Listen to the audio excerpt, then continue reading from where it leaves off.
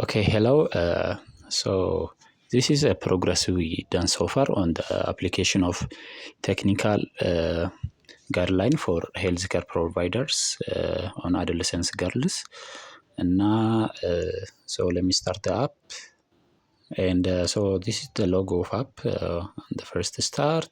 ከዛ በኋላ ስኪፕ ማድረግ ይቻላል እና አንድ ጊዜ ብቻ የሚታይ ነው ልክ መጀመሪያ አፕሊኬሽኑ ሲጀምር ብሪፍ የሆነ ኤክስፕላኔሽን ለመስጠት ነው።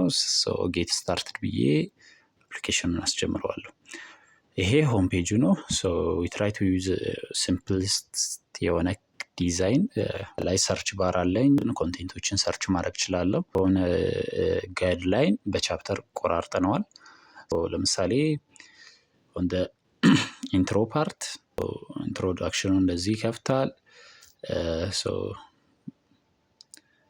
ከዛ ቻፕተር ዋን ለምሳሌ ቢገባ go and adolescent sexual and reproduction health services የሚለው ቻፕተር and to make it more inclusive በአውዲዮ ማንበብ ይቻላል። ይሄ ራሱን ፒዲኤፉን Adolescent sexual and reproductive health service. Healthcare workers who have been trained and authorized can provide ሰርች ማድረግ ይቻላል።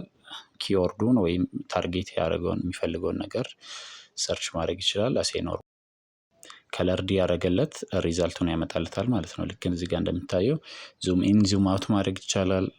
የሚፈልገው ቻፕተር ላይ ሄዶ ቡክ ማርክ ማድረግ ይቻላል። ወደሚፈልገው ፔጅ ዘሎ መሄድ ይቻላል።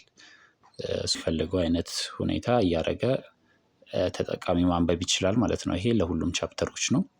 we have added some additional pages like about us page. So to read briefly about the organization or application share ማድረግ ይቻላል። ፊድባክ እና ሰጀሽን ካለ የምናስተካክል ይሆናል። So this is a yearly MVP version and thank you.